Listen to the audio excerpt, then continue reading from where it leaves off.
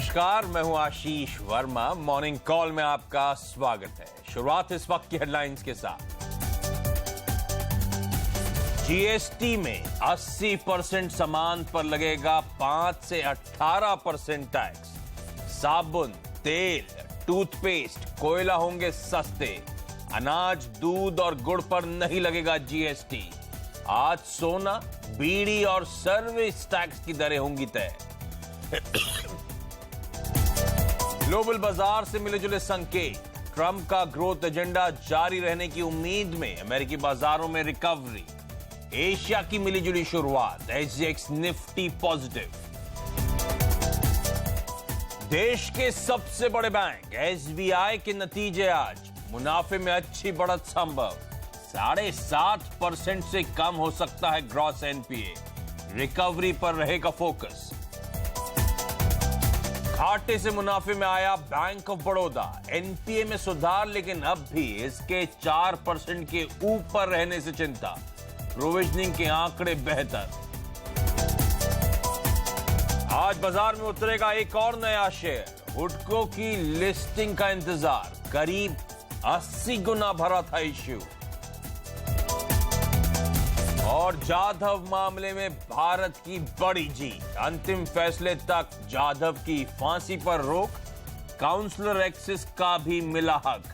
फैसले के खिलाफ अपील के लिए पाकिस्तान के पास आज आखिरी दिन।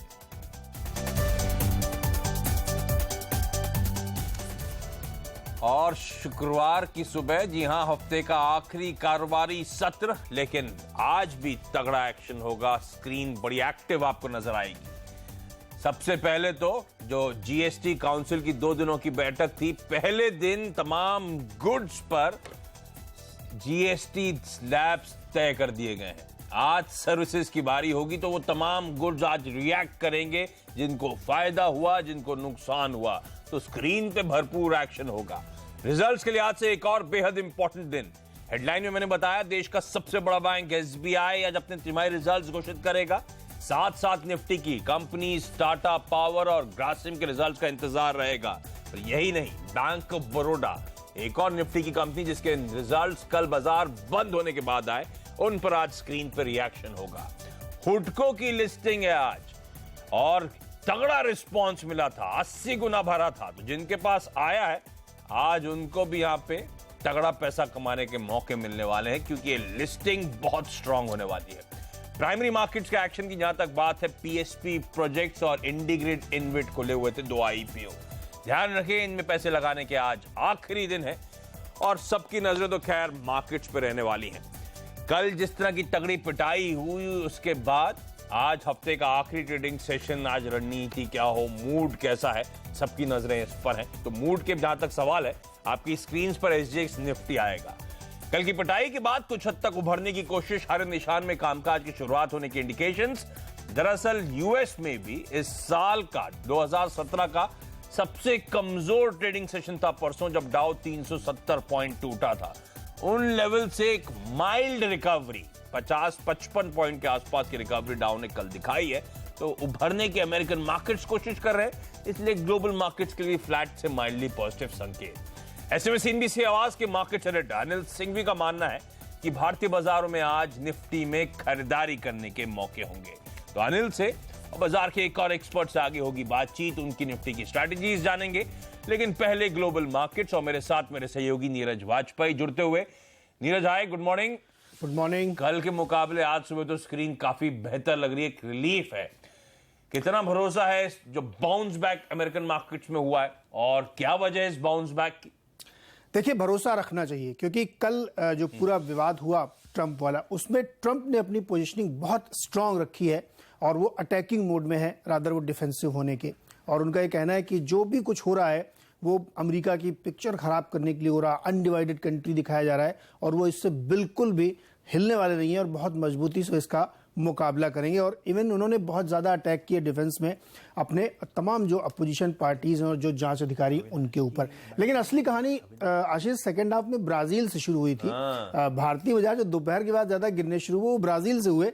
बिल्कुल एक और सिमिलर केस ब्राजील में हुआ। वहाँ के जो प्रेसिडेंट हैं माइकल टेमर, उन्होंने एक घोटाले के, बहुत बड़े घोटाले के एक केस को बचाने की कोशिश करी। जो एक व्यापारी ने बड़ा घोटाला किया है, उसका एक गवाह है जो सीनेटर है, उससे उन्होंने कहा है कि इस मामले को ठंडा करो, आप इसमें कुछ आगे मत करो। तो ये जब रिपोर्ट्स मीडिया में आई तो बहुत ज़्यादा हलचल मची और ब्राज़ील का स्टॉक्स ज़बरदस्त तरीके से गिरे, क्योंकि वहाँ पे कमोडिटी बेस्ड स्टॉक है। जो कमोडिटी बेस्ड स्टॉक्स या कंपनीज या इकॉनमी होती है, वहाँ पे इस तरीके की चीज़ें बहुत जल्दी डाइजेस्ट नहीं होती, क्योंकि पॉलिटिक्स से वो गवर्न होती हैं।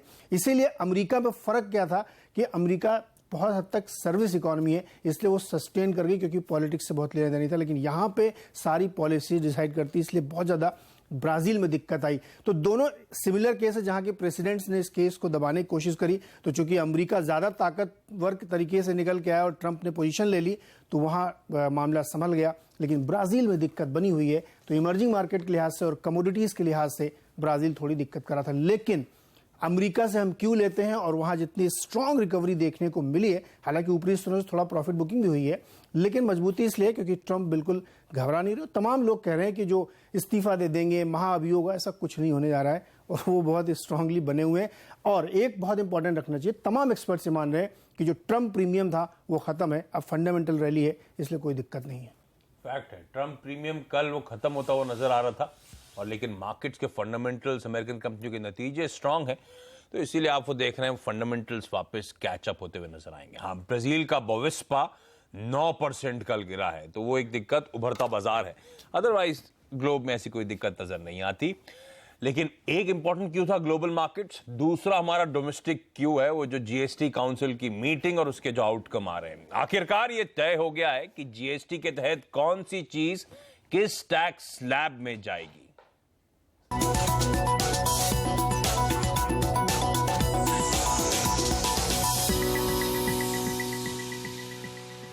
जीएसटी काउंसिल ने टैक्स स्लैब के मुताबिक जो आइटम तय किए हैं, उनमें ज्यादातर सामान पर 5 से लेकर 18% टैक्स लगेगा। बड़ी बात यह है कि अनाज, दूध और गुड़ को टैक्स के दायरे से बाहर रखा गया है। केवल 19% चीजें ही ऐसी होंगी जो 28% के दायरे में आएंगी। हालांकि कल की बैठक में 1211 आइटम्स की दरें तय की गई हैं। जो सामान बचे हैं उन पर किस टैक्स स्लैब में जीएसटी लगेगा, ये आज तय होना है। आज सारा दिन इन सभी आइटम्स को एक एक करके हम लोगों ने डिस्कस किया है। कुछ आइटम्स इसमें ऐसे हैं जिसपे और डिस्कशन की अभी आवश्यकता थी। तो इन 1211 आइटम्स में से 6 कैटेगरीज छोड़ के बाकी सब आइटम्स को आज स्वीकृति दी थी। और जॉइंट रे कैपिटल का अविनाश गुराक्षकर का कहना है कि कोयले पर टैक्स घटने से कोल इंडिया, पावर ग्रिड और एनटीपीसी जैसी कंपनियों को फायदा होगा। उनका मानना है कि एफएमसीजी कंपनियों के लिए भी जीएसटी की दरें पॉजिटिव हैं। 5% अगर कोल पे लगता है तो करंटली जो रेट है वो 11-12% है। तो not only Coal India but power grid, NTPC जैसी कंपनीज को फायदा होगा। मार्केट्स में हमको डेफिनेटली इन शेयरों में एक थोड़ा सा उछाल ज़रूर देखने को मिल सकता है। एफएमसीजी सेक्टर पे डेफिनेटली इतना कोई बड़ा इम्पैक्ट नहीं आएगा, क्योंकि मेरे ख्याल से ये एक्सपेक्टेशन था कि 17-18% का ही टैक्स आना चाहिए। But I think FMCG sector में Godrej consumer, definitely Dabur India, Marico industries, हमको लग रहा है ये सारे शेयर्स में एक अच्छा पॉजिटिव रुझान मिल सकता है। ओके, तो ये तमाम कंपनीज आज रिएक्ट करने वाली हैं। जिनको जीएसटी स्लैब से फायदा हुआ है, जिनको नुकसान हुआ है, उन स्टॉक्स पर रिएक्शन होगा। एक पॉकेट जो है वो टूथपेस्ट की है। 28% टैक्स लगता था, 18% लगेगा। एक स्टॉक जो मेरे हिसाब से आपको रडार पर रखना चाहिए आज, वो है कोलगेट का। इसको अपने रडार पे रखें। यहां पे शायद अच्छा मोमेंटम आज के ट्रेडिंग सेशन में देखने को मिले। लेकिन जहां तक भारतीय बाजारों की बात है, दबाव के साथ कल कामकाज हुआ, ये सब हम जानते हैं। 1% के आसपास ही कमजोरी थी मार्केट्स में, और दिक्कत की बात की दिन के लोस पे जाके कल इंडियन मार्केट्स क्लोज हुए हैं 9450 के कहीं नीचे। एफआईएस की लगातार दूसरा सेशन था जब कैश मार्केट में कल बिकवाली हुई। हालांकि क्वांटम थोड़ा रिड्यूस हुआ, लेकिन 360 करोड़ रुपए के आसपास की बिकवाली का आंकड़ा। और इनफैक्ट मैं वायदा में देख रहा था 16 स्टॉक्स इस समय बैन में, कर्व में है वायदा के। लेकिन हफ्ते का आखिरी सेशन है, ग्लोब थोड़ा बेहतर नजर आ रहा है, लेकिन क्या ऐसे टाइम पे फिर खरीदारी करने के मौके ढूंढें या आज वेट एंड वॉच करें, क्योंकि वीकेंड फैक्टर है, सेकंड हाफ में शायद वापस मूड बिगड़ता हुआ नजर आए। सीएनबीसी आवाज के मार्केट सेनेटर अनिल सिंह भी मेरे साथ जुड़ते हुए इन क्वेश्चंस का रिप्लाई करने के लिए। अनिल सर, क्या करना चाहिए, आंकड़े कैसे हैं, मोमेंटम इंटैक्ट है, क्या आज भी खरीद डालूं क्या निफ्टी को? गुड मॉर्निंग आशीष। 9400 9500 निफ्टी ट्रेडिंग रेंज दिख रही है और जब तक 9400 के नीचे आज बंद और हफ्ते का आखिरी दिन भी है तो वीकली क्लोजिंग काफी अहम होगी। और हफ्ते के आखिरी दिन अगर 9400 को हम क्लोजिंग बेसिस पर होल्ड कर पाते हैं तो पोजिशनल ट्रेडर्स के लिए अभी स्टॉप लॉस ट्रिगर हुआ नहीं है। हाँ, ये जरूर है कि डे ट्रेडर्स के लिए कल 9450 के नीचे की जो कमजोरी हुई उसमें काफी कुछ स्टॉप लॉसेस ट्रिगर हुए हैं और उन्होंने अपनी तेजी की पोजीशन कम भी की होगी। लेकिन एक चीज साफ है कि ग्लोबल मार्केट्स की स्टेबिलिटी के साथ भारतीय बाजार थोड़े बेहतर और थोड़े मजबूत होते हुए दिखेंगे। तो हो सकता है हम ग्लोबल मार्केट्स के मुकाबले में ज्यादा तेजी से रिकवरी दिखाने की भी कोशिश करें। अगर शुरुआत हो 9400 के आसपास मिले तो डेफिनेटली खरीदारी करनी चाहिए और 9375 एक अहम सपोर्ट लेवल है, वहां पर स्टॉप लॉस रखना चाहिए। ऊपरी स्तर पर पहले तो 9450 और उसके बाद 9500 तक के लक्ष्य के लिए तेजी करनी चाहिए। और वही हाल बैंक निफ्टी का भी है, 22600 के आसपास बेहद अहम सपोर्ट है, उसे मानकर यहाँ पर तेजी करनी चाहिए और 22800 22900 ऊपर की तरफ आता हुआ दिख सकता है। कैश मार्केट में घरेलू फंड्स की तरफ से दमदार खरीदारी के आंकड़े आए, थोड़ी बहुत जो बिकवाली हुई है वो भी एफआईज की तरफ से, वो भी तेजी की पोजीशंस कम हुई है। कल जिस तरह से आप अभी जिक्र कर रहे थे कि वायदा कारोबार में 16 स्टॉक्स बेल में आ गए तो एक्सेस शॉर्ट्स भी बने स्टॉक स्पेसिफिक, तो ऐसे में रिकवरी होगी तो वो रिकवरी भी शार्प होगी। ओके, ये छोटे मोटे करेक्शन जो है एक्चुअली मार्केट्स को और हेल्दी बनाते हैं। खरीदारी करने के मौके ढूंढें आप। आपकी स्क्रीन पे वो रेंज जो अनिल सुझा रहे हैं 9450 और इवेंचुअली वापस 9500 तक के टारगेट्स, 9375 के स्टॉप के साथ। लेकिन चलिए बाजार पे एक और एक्सपर्ट vivekgupta.com के विवेक गुप्ता साहब मेरे साथ जुड़ते हुए। विवेक जी, आपकी चार्ट रीडिंग क्या कहती है, रणनीति क्या और निफ्टी को लेकर? Good morning Ashish ji. मुझे लगता है निफ्टी ने शॉर्ट टर्म चार्ट में एक टॉपिंग फॉर्मेशन बनाया है, तो इंट्राडे में मैं शॉर्ट की रणनीति लेके चलना चाहूंगा। मुझे लगता है सेल ऑन राइज की रणनीति रखनी चाहिए। 9440 से लेकर 9460 की रेंज मिलती है तो 9490 के स्टॉप लॉस साथ सेल करना चाहिए 9370 के टारगेट के लिए। तो रेंज वही है, उस रेंज को विवेक कह रहे हैं उल्टा करें एकदम, 9490 के आसपास का स्टॉप लगाएं, 9370 के टारगेट्स के लिए अप्रोच करना चाहिए, क्योंकि छोटे अवधि के लिहाज से चार्ट्स टॉप आउट होते हुए नजर आ रहे हैं। लेवल्स पे शायद हल्की बिकवाली का प्रेशर हावी होता हुआ नजर आए, तो उस रेंज को आपको फिर आज स्मार्टली प्ले अप करना होगा। अच्छा सर, स्टॉक्स बताएं आज के लिए।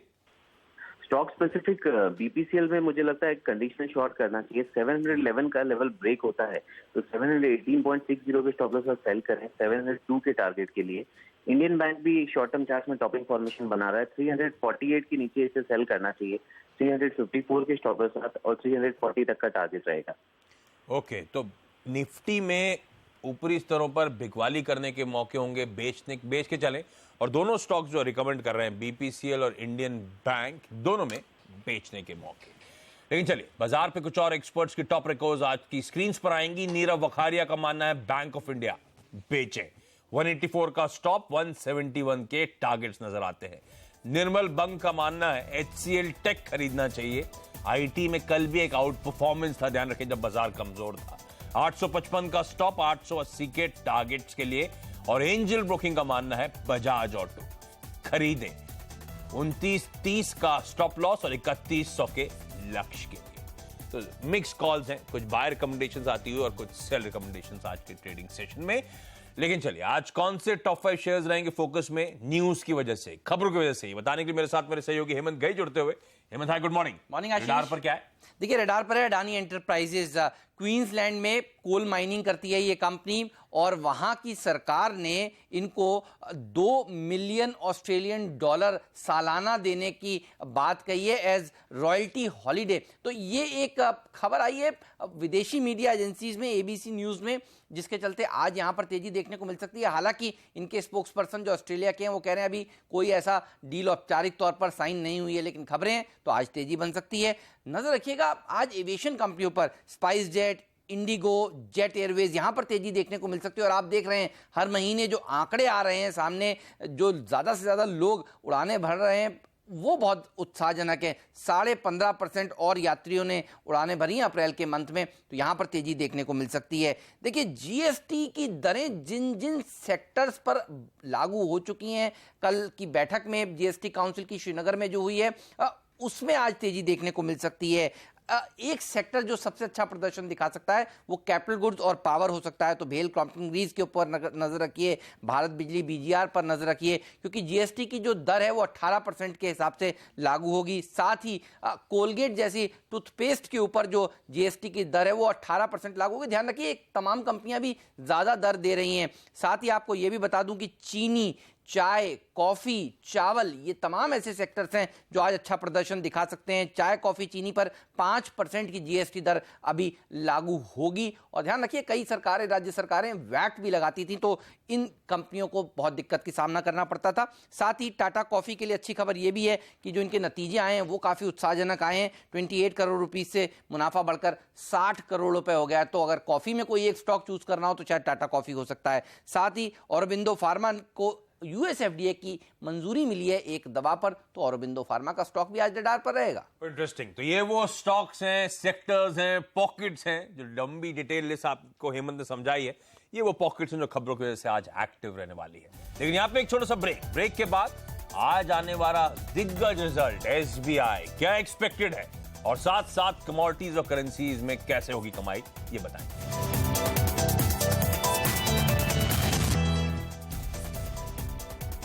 ब्रेक के बाद आपका स्वागत है। मैंने शुरुआत में कहा था एक्शन पैक्ड डे, और उसका एक बड़ा रीजन रिजल्ट्स के लिहाज से एक हेवी डे है। कई सारी मिड कैप कंपनीज, कई सारे वायदा बाजार के स्टॉक्स, और खास तौर पे निफ्टी की 3 दिग्गज एसबीआई, टाटा पावर और ग्रासिम अपने रिजल्ट्स घोषित करेंगी।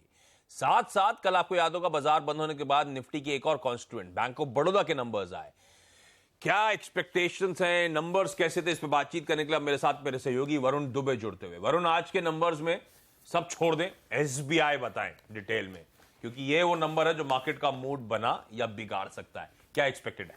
डेफिनेटली आशीष, सभी की नजर एसबीआई पे होगी क्योंकि दिग्गज बैंक है, लेकिन इस बैंक से कोई बड़े फायरवर्क्स की उम्मीद तो इस बार नहीं है। जहां तक इसकी नेट इंटरेस्ट इनकम की बात करें तो काफी हद तक फ्लैट रह सकती है, उल्टा कुछ गिरावट भी वहां आपको देखने मिल सकती है। लेकिन जो नेट इंटरेस्ट मार्जिन है उस पर ध्यान रखना पड़ेगा। पिछले काफी सारे क्वार्टर से 3% से 2.8% के रेंज में यह रहा है। इस बार भी करीब 2.8% के आसपास ही आने की यहाँ उम्मीद है। जो लोन ग्रोथ है उसमें कुछ कमी आ सकती है, करीब 3 से 4% के आसपास वहां गिरावट हो सकती है। ग्रॉस एनपीए लेवल्स जो है वो 7.5% के नीचे ही अगर रहे तो ये पॉजिटिव माना जाएगा। वही नेट इंटरेस्ट इनकम जैसे नेट इंटरेस्ट मार्जिन जैसे कि मैंने कहा 2.8% के आसपास अगर वो रहता है तो इसे यहाँ पॉजिटिव माना जाएगा। मैनेजमेंट की कमेंट्री जो है उस पर आपको खासकर ध्यान रखना होगा, खासकर जो कैपिटल रेजिंग प्लान्स है उसके ऊपर, साथ साथ जो सब्सिडरीज है उनका जो विलय कर रही है ये बैंक, उसके ऊपर क्या और कुछ निकल के आता है, ये बैंक क्या और बोलता है, उसके ऊपर आपको खास नजर रखना होगा। साथ ही साथ स्लिपेजेस वॉच लिस्ट से कैसे रहते हैं इसको आपको क्लोजली वॉच करना होगा। तो एसेट क्वालिटी जैसे सब सरकारी बैंक्स और इनफैक्ट सारे बैंक्स पे हम नजर रखते हैं उस पर, और मैनेजमेंट की कमेंट्री बड़ी इंपॉर्टेंट होगी। लेकिन क्विकली बताएं, बैंक ऑफ बड़ौदा एक थम्स अप है या थम्स डाउन है आपके हिसाब से?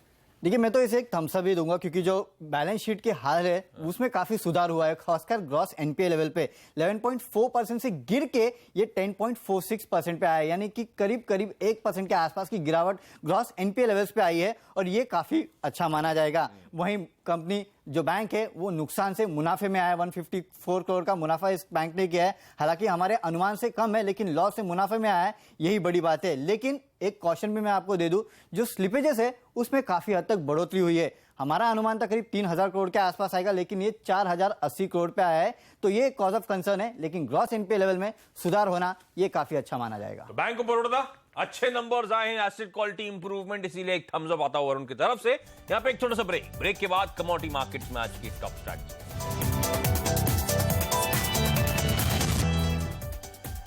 ब्रेक के बाद आपका स्वागत और वक्त है कमोडिटी और करेंसी मार्केट्स की आज की टॉप स्ट्रैटेजीज जानने का। और आज स्ट्रैटेजीज हैं कुंवर जी ग्रुप की तरफ से। इनका मानना है कच्चा तेल खरीदें, 3180 के स्तरों पर खरीदा जाए, 3260 का टारगेट और 3140 के स्टॉप के साथ कच्चे तेल में खरीदारी करने के मौके। 3 हफ्तों के हाईस पे ध्यान रखें इंटरनेशनल मार्केट में कच्चा तेल। जिंक खरीदने के मौके होंगे, 164 के लेवल्स पे खरीदें, 166 रुपए 80 पैसे का टारगेट नजर आता है, और 163 के लेवल्स पे अपना स्टॉप लॉस प्लेस करें।